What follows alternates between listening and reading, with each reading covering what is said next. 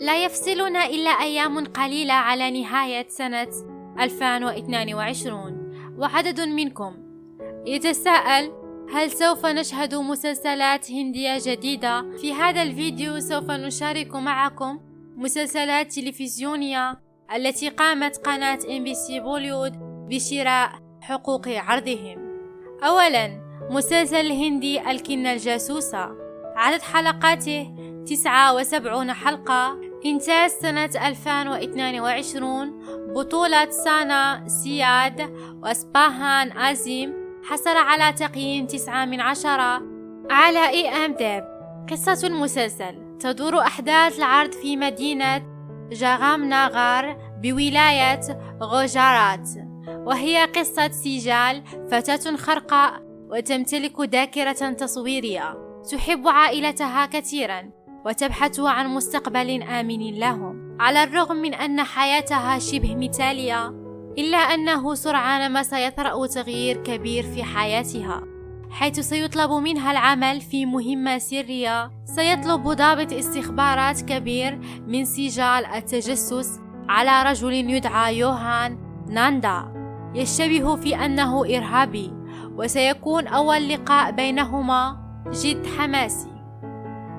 ثانيا، مسلسل ديفيا دريشتي، من أكثر المسلسلات الهندية التي كانت مرشحة للعرض لسنة 2022، ولكن لأسباب غير معروفة تم تأجيل عرضها.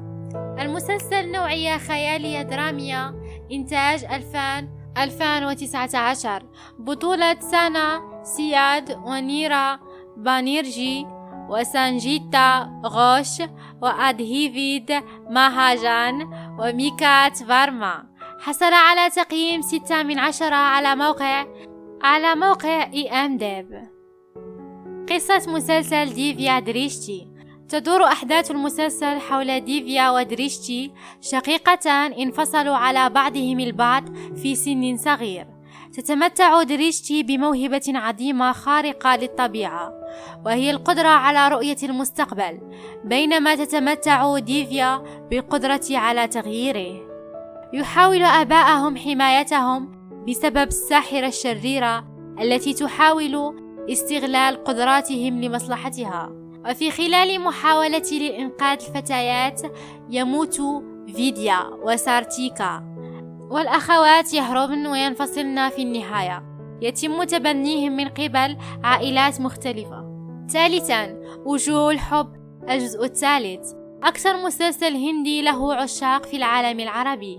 عدد حلقات هذا الموسم 43 حلقة فقط، وهو مسلسل تلفزيوني رومانسي. حصل الموسم الثالث على تقييم 7/10.